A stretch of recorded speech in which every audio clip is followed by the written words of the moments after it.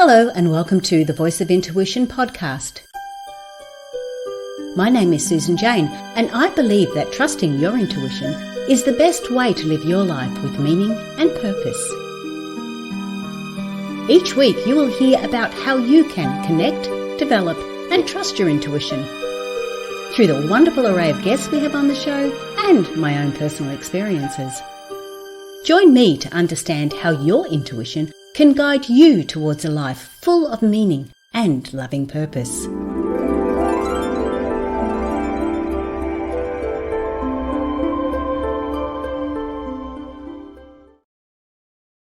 Hello and welcome to the Voice of Intuition podcast. My name is Susan Jane and I am your host for the podcast. Now today we've got a very special guest on. His name's Jai. He's a personal trainer and he's an Aussie as well. So he's from Australia. And why I've got Jai on is that he experienced a near-death experience. He went through that. But it wasn't so much about going through it. It's about his age. He was only 27 when he had this. And actually, when I think about it, I was only about that age as well. Maybe that's a bit of a catch there. But his story is amazing, how he has gone through all this. And what I want to do is get a really good understanding of what he experienced with the near death, because it wasn't until 20 years later that I realized that I experienced a near death experience. And it's only because I read about it or heard about it from other people that I sort of went, well, you know what, that sort of happened to me. And that's why I want to get his take on it, because you start reflecting on your life. You may find you've experienced something like this as well. But let's welcome Jai onto the show. Hi, Jai. Hi, Susan. How are you going? I'm going really good. It's lovely to hear an Aussie voice on here too, because we have a lot of American guests, so it's really nice. Yep, 100%. Yeah. So, Jai, let's get a little bit of an understanding of your general story about your life and where you've come to, how you've got to where you are. And then I want to go a bit deeper into what happened and your near-death experience. So tell us a little bit about you first. Yeah, well, after I left high school, I got into the IT industry. So I was born in 1980. So around that 1998 mark is when the IT sort of world just boomed and there was a lot of opportunities. So I ended up falling into an IT career, which I had zero interest in at the time. And it was just an opportunity that I took advantage of. That ended up leading into a 13-year career and had a lot of great times over that period. And but towards the end of it, it started to sort of burn me out. And, it wasn't really my passion or my purpose or, why I felt like I was here on this earth to do. And the last sort of 4 to 5 years, it was really, becoming a bit of a burden on me. And I just wasn't enjoying it at all and wasn't enjoying my life at all, really. And then my health started to take a decline during that time as well, where I just made bad decisions on a day-to-day basis with my general habits and well-being. And then eventually I took a turn where I had a cardiac arrest, and this is where the near-death experience comes in, because it turns out I had a problem with my heart, and that led to a cardiac arrest and a coma and all this crazy stuff, and then heart surgery. And then I came out of that with a totally different mindset and a totally different perspective on life and my purpose, and my intuition just sort of activated at that time. And then I realized, I had that intuitive feeling that that I needed to change everything. And so something that was really strong for me that was coming through at that time was that, my health is my priority and my health is the foundation of everything. And so I really had to change that. And so I decided to get into the health and fitness industry and to help myself and to help other people who were also suffering from, certain types of illnesses to, just improve their lives, because I was in that hospital And I was in, I remember when I was waiting for my heart surgery, and I was in this cardiac ward, and there were all these men in the room, maybe 8 or 9 men, and they were all very unhealthy. They were overweight. They had these big bellies, and you could just tell that they weren't taking care of themselves or hadn't taken care of themselves. They were in their generally their 50s and 60s, and they were all waiting for like major surgeries, like triple bypasses and all sorts of crazy stuff. And the psychologists were coming into the room and having therapy sessions with them and essentially preparing them for death. And it was quite shocking to me. And so in that moment, I just had this realization that prevention is the cure. And so I've dedicated my life to that ever since then. And so after I healed myself, that was my first goal, was to heal myself, and then to get into a lifestyle and a career where I can help other people. And so I became a personal trainer and a life coach. And then I started a business and opened up a gym. And now I'm doing online coaching. And so one thing led to another. I've been doing this for 13 years now, and I've been able to help hundreds upon hundreds of people to transform their lives, transform their habits, and just really reverse the damage that they've done over many years of their life and save their lives, really. And so it's been very rewarding, and it's been just following that intuition, which has always led me down the right path, which has been really interesting, because prior to that whole experience with my health, I really didn't feel like I had that intuitive insight or that intuitive connection. I think we all have it, but I just wasn't really tapped into it. And ever since then, it's just been like my driving force almost, where previously I would second guess myself and question everything and procrastinate. And whereas now something pops into my mind and it's like, this is what I need to do. And then I just go ahead and do it. And it always works out to be great. So that's kind of like the very short summary of what's happened over the last 20 odd years. And so where I am today. Oh, that's amazing. So I want to go back into the near-death experience then, and what you went through and what happened, because like I said at the intro, I wasn't aware that I knew weird stuff was happening, and this weird shit was happening is what I looked at it as. But I didn't know what it was until I started reading books. Whereas nowadays we've got podcasts, so we can share these experiences and people can get a better understanding of what they may have experienced. So take us back. You're heading up to your 27th birthday type thing. What are your habits? What are you doing? What's going on? And then walk us through this experience. Yeah, so at that time, so I was already 27. I was turning 28. So this happened in September of 2008, and I was turning 28 in November of that same year. So at that time, I was working my IT job, my 9 to 5, not happy. I remember I used to wake up in the morning, my alarm would go off, I'd hit the button on my alarm, I'd put my feet off the edge of the bed onto the ground, and my palms would go straight into my eyes, and I would say to myself, I got to do this shit again. And Yeah. it was, in hindsight, it was depression. I didn't acknowledge it, or I didn't really, identify it at the time, but I was depressed. And so that led me to just seeking pleasure constantly, anywhere and in any shape or form that I could get it. And so that made my habits sloppy. So I was eating a lot of bad food. I would go to McDonald's maybe 3, 4 times a week and just consume massive amounts of calories and just basically just numb myself out with junk food. I also used to take drugs, just recreational drugs. Like a lot of my friends at that time would like to go out and party and take, party drugs, and I'd get in on that. And then alcohol. I wasn't a daily alcohol drinker and I wasn't an alcoholic, but I was a binge drinker. So I'd go out on the Fridays and Saturday nights and I'd just get pissed. I would just I'd drink, 10 drinks in one night and just be off my head. And then I'm recovering for the entire weekend. And it was such a bad cycle because I'd go out, say, on Friday night or Saturday night, drinking all this alcohol, getting drunk, having a great night, so to speak. And then the next day, I'm just feeling like absolute shit for the entire day. So what am I doing to make myself feel better? I'm going to McDonald's. I'm eating junk food. I'm sitting in front of Foxtel and just watching movie after movie, sitting on my ass doing nothing.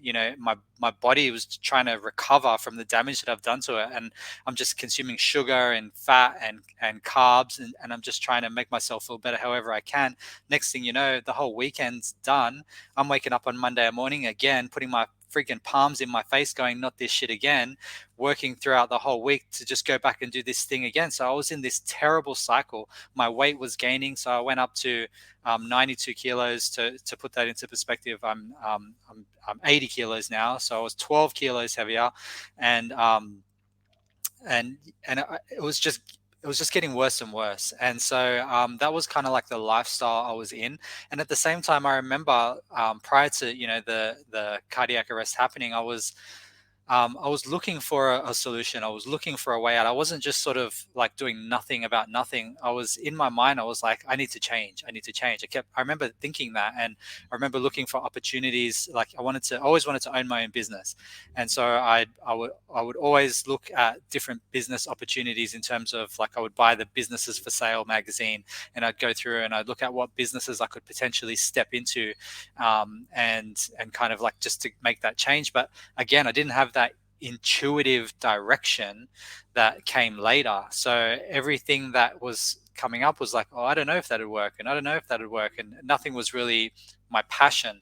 And so that's kind of like the rut I would say I was in. And I see so many people are in a similar situation, and maybe not as severe as mine, where they're consuming, drugs and alcohol, but and lots of bad food, but nonetheless, to their own degree, I see the patterns now because I've been through that. And so that's what I really like to try and help people to overcome, is to shake off those patterns, change that perspective, get that empowerment in their life to say, or in their mindset to say that I can turn my life into anything that I want it to be. I don't need to be trapped by, I call it the golden handcuffs, where you're in a cushy job, you got a good income, things are going well on paper, and you're scared to leave that because you don't want to walk away from that money. It's the uncertainty, it's the fear, it's the doubt, it's the self-confidence. And I didn't have the qualities that I needed, or I hadn't at least activated the qualities that I needed in terms of the courage, in order to let all that go, and close that door in order for another door to open. So it's a huge And perspective shift. yeah, and the thing is with that, Jai, if you don't do it voluntarily, it will happen not so voluntarily. um, Exactly. and yeah, and I can see that people do get into that rut. And I see my partner doing the same thing. He gets up and goes, "Oh, I don't want to go to work, but I've got to do it." And I sort of think to myself, well, find something else that you want to do. If you feel that that's what your job is, then make your out of job life better so you can enjoy it. You can get a balance. But unfortunately, like what you do, or what you did, I should say, is that they tend to turn to alcohol or drugs or something else, some other pleasure that is false, and it's not actually helping them because it's not good for them. So yeah, I totally get that. So okay, so you were sort of ignoring, you were getting intuitive messages because you bought magazines that would actually help you along. So you True. were getting the messages, you just weren't aware of it. So okay, let's keep going. Where's your catalyst? Well, so, and yeah, you're right. Actually, I was getting those messages, and I didn't have the courage to act on it. And I think that was really the determining factor, is that I didn't have that faith and that belief in myself. And then so, one thing led to another, and I'm out one night. It's my good friend's birthday. We're out drinking like we normally do. That's a Saturday night, and this was the night before I had cardiac arrest. And then the next morning, I had scheduled in with my friends to go to a local basketball court and play some basketball. I grew up playing basketball; it's been my thing. And so we had this the court booked out for a 9 o'clock till 10 o'clock. Just run around, muck around, play. So I'm there, and I'm playing basketball with my friends. I'm hungover, and I'm pushing myself quite a bit. I'm having fun. I'm enjoying it. I'm in the moment, and my heart just starts to go irregular and erratic. And so I pull myself out, try and relax, calm down. And, the sweating isn't stopping even, after I've settled down, when it should have. The heart rate isn't coming down like it would normally come down.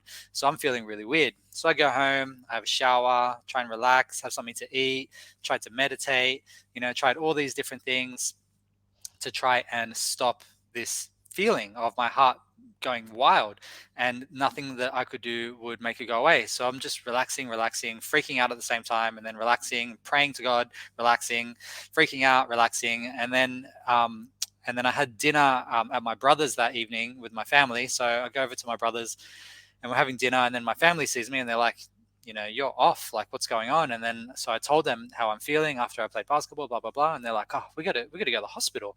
And then I was like, oh no, like that wasn't even like nowhere, that wasn't even on the radar for me. I was like, oh god no, like I'm not going to hospital, gonna go sit in ICU for 5 hours, like it's just not going to happen. And then and so they were trying to convince me, and then I was like, nah, I'll be fine.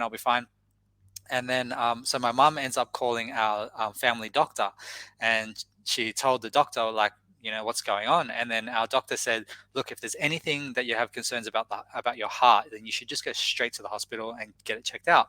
So then she comes back and she's like, I just got off the phone with the doctor, and she said that we should go to the hospital. And then I was like, oh, and I thought she's not going to let up. So I literally like did it to put my mum's mind at ease. I'm like, all right, let's go. Like, they're not going to be able to help me, but let's go. So we go over to the hospital, and because it was related to my heart, I didn't have to wait. They just put me straight in, took me into ICU or wherever they put you. And so I'm in there, and then they're trying to assess what's going on. They think I'm on drugs. So they're asking me, what have you had? What drugs have you had? We want to know. We need to know. We can't help you otherwise. So I'm trying to convince them that I haven't had any drugs, and that this just happened after playing basketball. And so they just flat out didn't believe me. And maybe it was because I was young and whatever. So then they asked my family to leave the room, and then my family left. And then they said, look, your family are gone now. You can tell us the truth. We won't tell them. Just let us know what you've had. And then I was like, all right, look, that's the last time you're going to ask me this question. You need to help me. This isn't helping. I told you the truth. I haven't had anything. You need to freaking do something. I'm starting to get really anxious now. And they're like, okay. They finally believe me. And they said, look, we can give you this thing. It's, it's via a needle. It's like a drug, basically, where it stops your heart and it starts your heart again. It's for people that have an arrhythmia issue. And we can give you that. And hopefully that would, stop this thing from happening. And then I was like, do what you got to do. I cannot make decisions right now. I need your guidance, basically. And they're like, okay, well, if you give us permission, we'll do it. And then I said, let's go. So they put this drug in me, and it's funny because they're like, what drugs have you had? And then their solution is to give me a drug. And it turns out that particular thing had a complete adverse reaction. It did not help the problem at all. And I went into a coma almost straight away after having that drug. And so now I'm in a non-responsive coma, which lasted for 8 minutes. I've got a ventilator down my throat because I'm not even breathing for myself. Yet my heart rate is still doing this wild, intermittent, rapid, crazy heart thing. And this goes on for 8 minutes. And then after 8 minutes, I guess my heart just couldn't handle it anymore, and it flatlined. So now I've gone from an 8-minute non-responsive coma to clinically dead for 3 minutes while they're figuring out what the hell to do with me. So they get the paddles out and they defibrillate me. The first time they gave me a shock and it did nothing. And then they gave me a second shock, and then I jump up out of the bed, and I didn't obviously realize that I had a ventilator down my throat.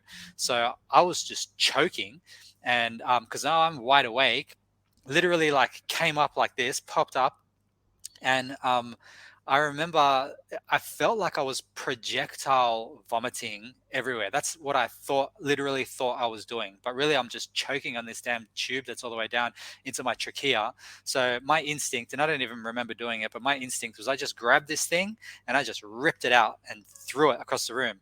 And then everybody just lost their shit, because that's very, very dangerous to do. The trachea is very sensitive. If it gets torn, that means you got to go in for all this surgery, and it just bad news. So they freaked out about that. So as soon as I did that, everyone kind of like lost it. And I remember this nurse, this big man, he put his massive hands on my chest and he just slammed me back down onto the bed. And then he's like, you just ripped a ventilator out of your throat. We need to x-ray your trachea to make sure you haven't torn it, blah, blah, blah. This could kill you or whatever. So then they get the heavy x-ray blanket. They throw that blanket on me. I just remember the weighted blanket hitting me, and then they're x-raying me. And then like a minute goes by, and then everybody's calm, and they're like, oh, yeah, you're all good, you're all good. And then I was like, okay, sweet. And then I remember at that time checking in with myself and saying to myself, is my heart doing that weird thing? And then I kind of like checked in, and then I was like, no, I feel normal. And then as soon as like I had that realization, I was like, I'm okay, I'm going to be okay. So then I just totally relaxed, and I was like, I just didn't give a shit about anything else. I was like, I'm good now, I'm fine. And I just remember being so tired, the most tiredest feeling that I've ever had in my entire life, to the point where I couldn't even barely open my eyelids. Like I'd have my eyelids open for 10, 15 seconds and I'd have to close them again because they just felt so heavy, and I was just drained on every level. And I don't know if it was from the electric shock, if it just like, I don't know, but but that's how I felt. And then so I'm there overnight in ICU. I just pass out. I have the best night's sleep that I've ever had. They got an oxygen mask on me. I wake up the next morning and I realized, like, holy shit, I'm still in this friggin' hospital. That wasn't a dream. That actually happened. And then there was a nurse walking by, and I was like, I flagged her down because at this point, I'm like, I'm looking at my watch. I'm like, I got to go to work. It's Monday morning. So, and I felt like on top of the world. And so I flagged down this nurse, and I was like, hey, I was like, I need to get out of here. Can you help me get out of here? And then she laughed. She literally laughed at me. And then she's like, you're not going anywhere. She's like, do you remember what happened last night? And then I was like, kind of, but not really. And so she filled me in. And that's when like my memory started to come back, when she's like, we gave you this thing, and then you went into a coma. You had a non-responsive reaction.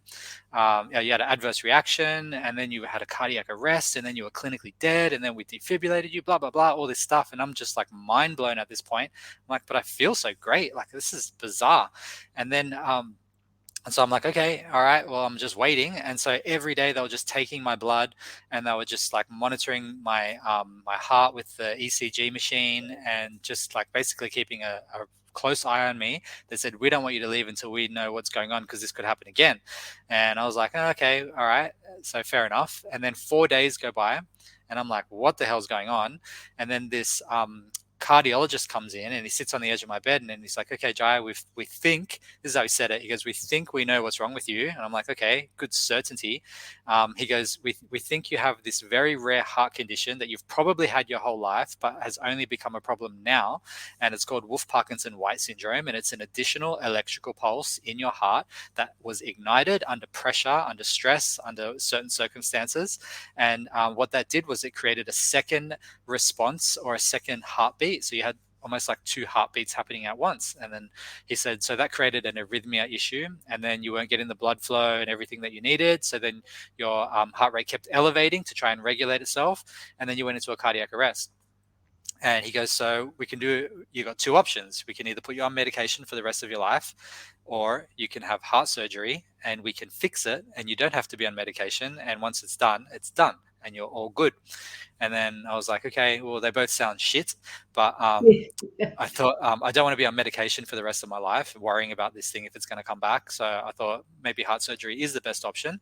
And so I opted for that. And this is where all of the courage sort of activated within me.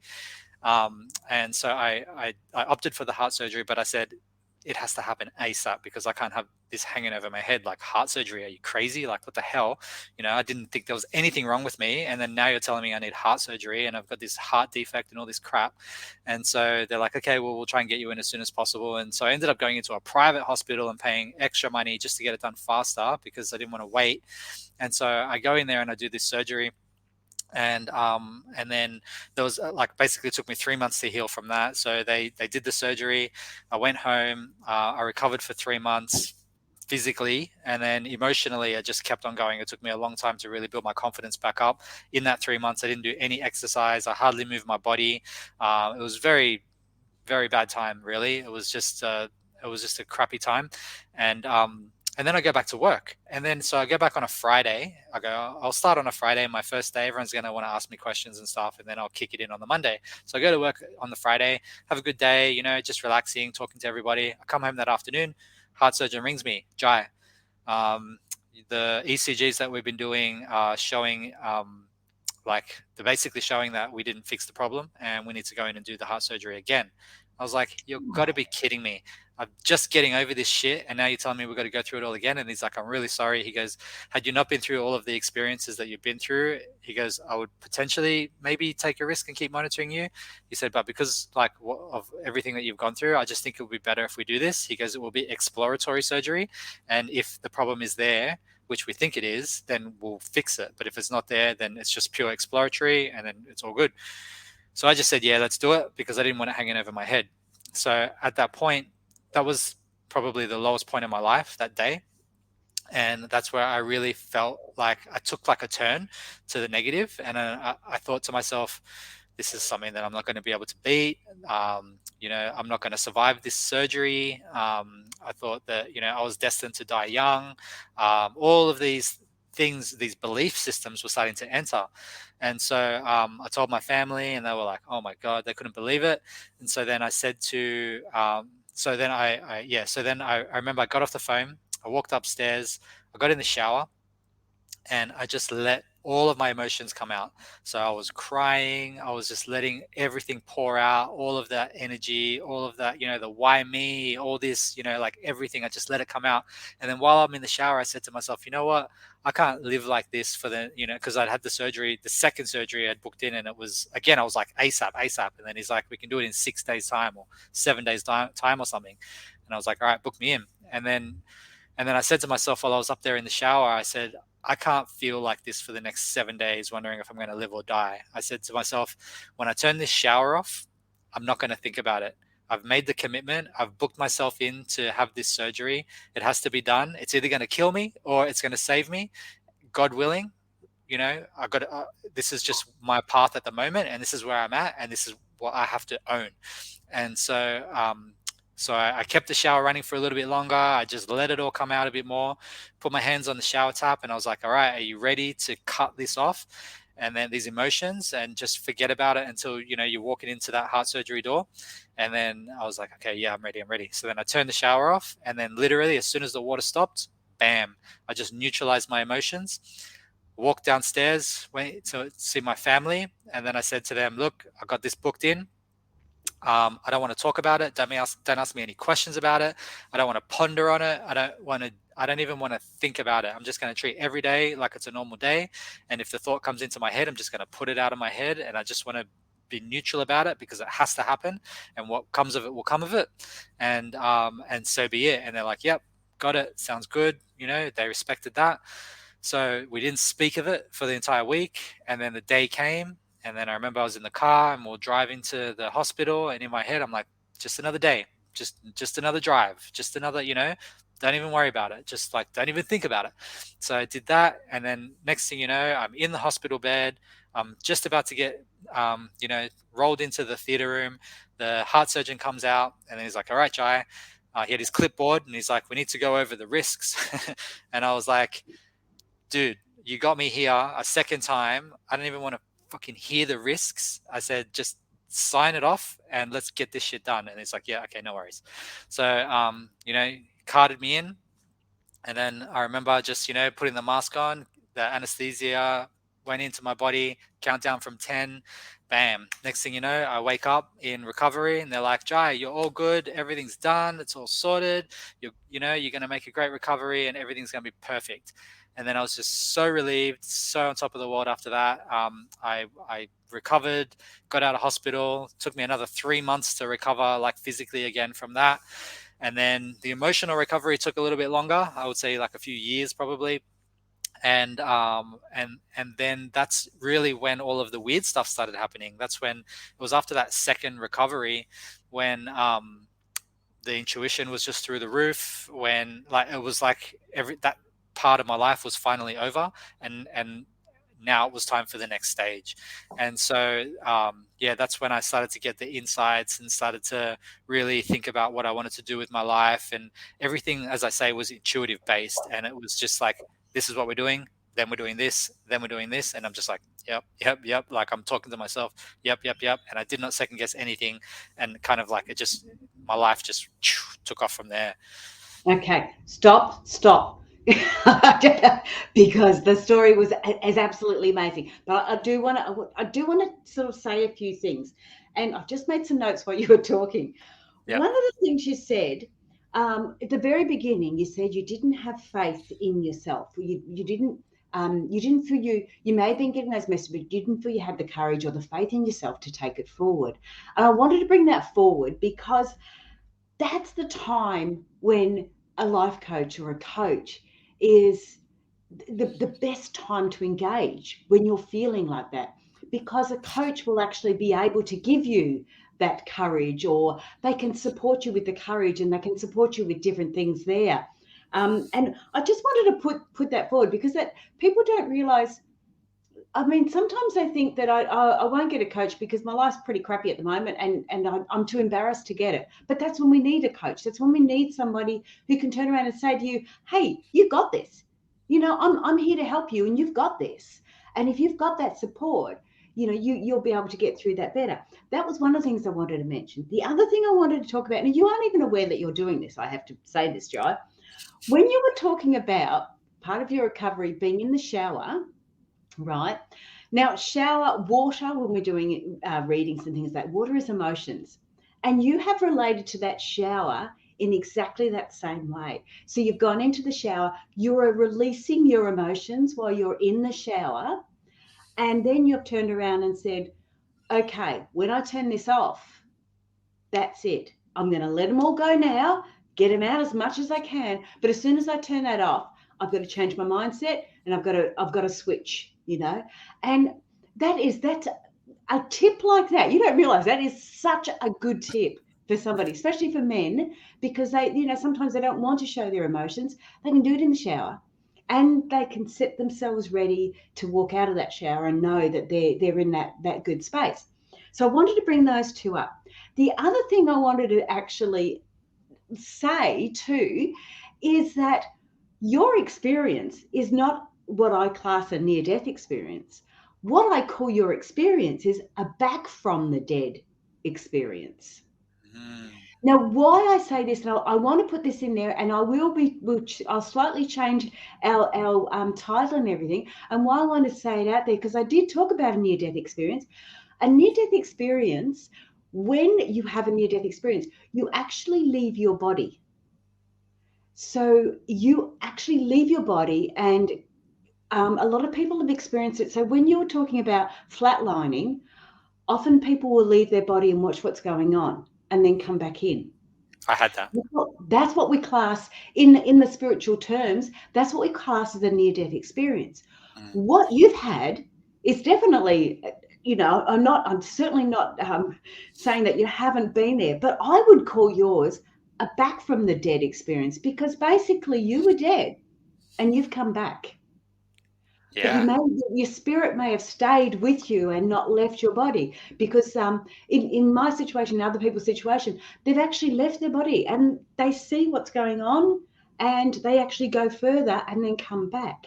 So Right. I just wanted to say that, because a back from the dead experience is just as important, and you can see, well, just as important, you know what I mean, but you Yeah. can see and you are aware of the changes. So when someone's had a near-death experience, yes, they put those changes in place because they've experienced that. And when somebody's had a back from the dead experience, again, they're going to be putting those experiences in place. So I just wanted to jump in and say that, because I do want to hear some of the things that you've done now in Mm. going forward to help people that have experienced this or have those. And look, it's life-changing moments. It's life-changing catalysts that Mm. if we don't grab that bull by the horn and chase it, we are just going to, unfortunately, experience something again the same way. Exactly So, right. And yeah. yeah. So So tell just us a bit more. Where did you go from there? Yeah. So just to clarify that final piece of that experience, so I actually do have a moment where I left my body. So I don't know if this Oh, changes. Yeah, yeah. I don't know if this changes the category or not, because during that time where they told me that I was clinically dead, I actually do remember floating up and behind my body. And during that time, it was actually quite surreal, because I remember seeing all of the nurses around my body, and they were all frantic and they were all trying to figure out what to do. And at that time, I had a very deep sense of peace, and I had no emotion whatsoever as to what was happening. And I was not making any assumptions or judgment about what I was seeing. It was just I was in pure observation mode. So I was just observing the situation, and I wasn't giving it any meaning. And so there were no emotions attached to it. So I'm just watching. And I felt blissful. I felt like I was in a meditative state. And while that was happening, and I'm just observing, I started to hear somebody calling my name. And it was very, very faint, as though it was very far away outside of the room, beyond. And at first it was almost like a whisper, and it was just like Jai, like that. And then I was like, huh. And it was the first time that in that little experience where like I was almost distracted or taken out of my bliss or made myself think or something, because I heard my name being called, and then I was like, huh, someone called me. And then it happened again, and so they called my name maybe like 5-6 times, and every time I heard my name, I felt like it was coming closer to me and getting a little bit more clear. And what I was trying to do was tune into where it was coming from. And the way I can describe it is, imagine that you're in a swimming pool and you go underwater and you're trying to listen to what's going on outside of the pool, people talking and stuff. It was kind of like muffled and distant like that. And so it was getting, and so the more I was like tuning into like, where is that coming from? Where is that coming from? Then it was getting louder and louder and louder. And like the last jai was like quite close. And then it was just like a bam, snap. And that's when I jumped up and everything happened. So I don't know if that changes the Oh no, definition. that is definitely it. And I'm glad I still said it, because some people do get confused with that. But you definitely had a near-death experience. That is Yeah. what it is. And what I really liked about when you said that there's no emotion, that is exactly right. The spirit does not hold on to any emotion. They don't judge, doesn't do anything like that. It's our physical side that does that, unfortunately. Um, But yes, that's exactly right. And it is that feeling of bliss. It's like it's such a weird, beautiful, but weird feeling. But yes, you have. I've had other people that I've interviewed, and they've talked about their near-death experience, and it was like, well, you actually haven't had one. You've very close experience with death. And with yours, you did flatline, so you did die and then come back. But when you talk about a near-death experience, it's exactly that. It's weird. Hey, it's very, Very. very weird. But you know you've had it when you come back and you change as much as you've changed. And Yeah. we're getting a little bit low on time. I want to hear about your changes and about your business, because I have got the ticker tape going, and it is because it's an online business. So it's sqifitness.com.au. It's an Australian SQ1. business. Oh, SQ1, sorry. Of course it is. SQ1fitness.com.au. It's an Australian business. Make sure you got the AU in it. Yeah. So you've come back from this experience, and you've said that's when your messages, your intuition started to really come into play. How is that different from before? Like, how did it feel different to you? Yeah. There was no more second guessing. It was like, this is the way to go, and there's no plan B. And the difference was that I just acted upon it without doubting myself. And then to the point where I would make these huge life decisions. And then after I've made the decision, I would look back and go, holy shit, did I just do that? And then straight away, again, in my mind, it's like, yeah, you did. And that was the right thing to do. So keep going. And so, like, there's just this certainty that comes from it. And that's been the biggest transition, is that it's just like, do this, do this, do this, do this. And it just comes in a moment, and the decision is made in a moment. And it's just happened over and over since then. So the first one was like, quit your job. It's not for you. It's not serving you. It's not what you need to be doing. It's not where you're at. Quit your job. So it was just like, bam, quit my job just like that. Started the fitness business, and just one thing led to another like that. And so, yeah, I started off doing the PT stuff. I wanted to own my own business, as I said before, so I didn't want to work for anybody. So I went into this fitness industry. I'd never worked in a gym before. I'd never had any experience in the industry. I'd never had a business before. I had zero upon zero upon zero experience, and it all worked out. And there's a level of hard work that was put into that and work ethic that was put into that. But at the same time, it was just this faith and this belief and this knowing that I could make it happen and that it was the right thing for me to do. And, going back to what you were saying before about how people do need a coach in order to push themselves. I think there's two ways. It's either you're going to get empowered by someone or you're going to get empowered by something.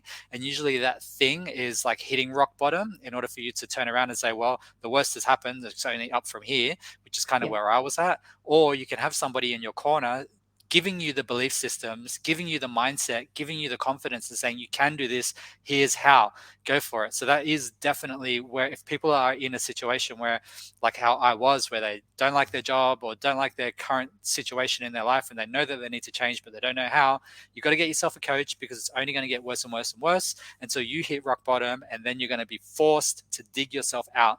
And that is much harder to do than just investing in a coach. The thing is that most people don't have that confidence in themselves in order to make that investment because they think that they're not going to follow through or whatever it may be. But that's what the coach does. The coach holds you accountable. The coach gives you the resources. They give you the step-by-step blueprint so that you can achieve those things. And if you get a good coach, then that's what happens. And so that's kind of the role that I've been playing for people, is rather than letting people get into the state where I got into, where I've just hit absolute rock bottom, I try and step in beforehand and give them those belief systems and that mindset in order for them to make those changes before things get too bad. And that's sort of like the role that I've been quite good at over the last sort of decade, is filling that role. And I use my story as empowerment for them and motivation for them to say, look, this is what happened to me, this is what changed me, and this is my perspective. And then that kind of like really helps people to say, yeah, like I get that, and I need to make changes before my life goes down, that rabbit hole as well. So so that's kind of like the path. And so what I do is it's a combination of fitness training, mindset training, and nutrition training. And it's all wrapped up in an online program. So I have a private app that I use, and I do over the phone and Zoom coaching calls, and basically just support people, all the way through. Like I'm constantly on the DMs with people. Like I live on my phone and my laptop, and I'm just constantly supporting people through that process of evolution and finding the faith and the belief in themselves, because we need that confidence booster. And sometimes the best confidence booster is from somebody telling you what the heck to do. Like, I mean, I've got a coach in my business. I have a business coach, and prior to me having my business coach, I was lost as to how, because I transitioned from running a gym for a decade to starting an online business, and they are so different in how you operate them. So I really didn't know how to run an online business. I knew how to run a gym. And so I hired a business coach that specializes in online fitness coaching. And so he gave me the blueprint and the system to follow. And that's what gave me the confidence, because I knew that he had a program that worked for him, that works for his other clients, and that would also work for me if I put in the work. And so that gave me that confidence that I needed to go, no, do the work every day. It doesn't matter if it takes time. You just go through the steps every single day, and it's going to freaking work. And that's what's happened. And so that's kind of the value. The other thing too, Joe, I just want to jump in. The other thing too is there's two ways to be motivated: positive and negative. Yep. When you hit rock bottom, that's the negative way. And so, yes, you can be motivated that way. That's fine. You grab a coach, it's more of a positive way. Yep. If you don't want to grab a coach, that's fine. You just do the slide on out into the old negative. But if you can see that, okay, I'm a person that is motivated by the negative. So I can see now where my life is going and it's not looking good. I could jump in now and get a coach instead of waiting to the actual slide until you have nowhere else to go but uphill. Exactly. And that's what I think is really good. And that's what you're sort of referring to. So if somebody is sort of going, oh, I don't know, have a think about where your life could be going if you maintain the trajectory that you are on, and go, is that where you want to go? Exactly. And that is a tool that I actually use with my clients. And this is a tip for everybody out there. If you want to self-coach, it's called future pacing. So what you do, so the thing is that most of us are driven more by pain than we are by pleasure. We're motivated more by pain than we are by pleasure. So what you can do is future pace yourself. If things aren't going how you want them to go in your life right now, then say to yourself, okay, 12 months time, 18 months time, 24 months time, if everything stays the same and I keep doing what I'm doing every single day, where am I going to be in a year? Where am I going to be in 5 years? What's my health going to look like? What's my weight? What's my bank account? What's my relationships going to look like if nothing changes and I just keep doing the same thing? Because you're going to build momentum one way or the other, and it's going to be towards the way you want or towards the way you don't want. So if you do that future pacing, that's something that I do with all of my clients to get them motivated, because I know that people are more motivated by being whacked by the stick rather than having the carrot on the stick. Like if you're riding a donkey, there's only so long you can have that carrot going on the edge of the stick before the donkey's like, I'm never going to get this freaking carrot. So that's when you take that carrot off and you start whipping that donkey on the ass, and then it will move again. So sometimes we need that whip on the ass. And so by future pacing yourself, as you say, we can think about those negatives and where we're projected to go based on the activities that we're doing today. And that can help you to kind of rewire your brain a little bit and change your activities today so that you can chip away for a better future. Wow, love that. And I love the donkey thing too. And look, that's the difference too with a coach. A coach will hold you accountable. A mentor doesn't. A mentor gives you the information. It doesn't hold you accountable. And a facilitator will just give you the information. They don't care. They just sort of walk away. But a coach will hold you accountable. Now, if that's what you want to do, you got to talk to Jai. You really got to talk to Jai. But look, we're just about out of time. Couple of secs.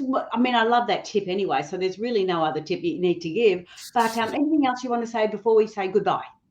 Yeah, so I just think that a great perspective that people can carry forward if they're feeling motivated from this chat is to choose their purpose over their pleasure, because it's the vices that we go to, right?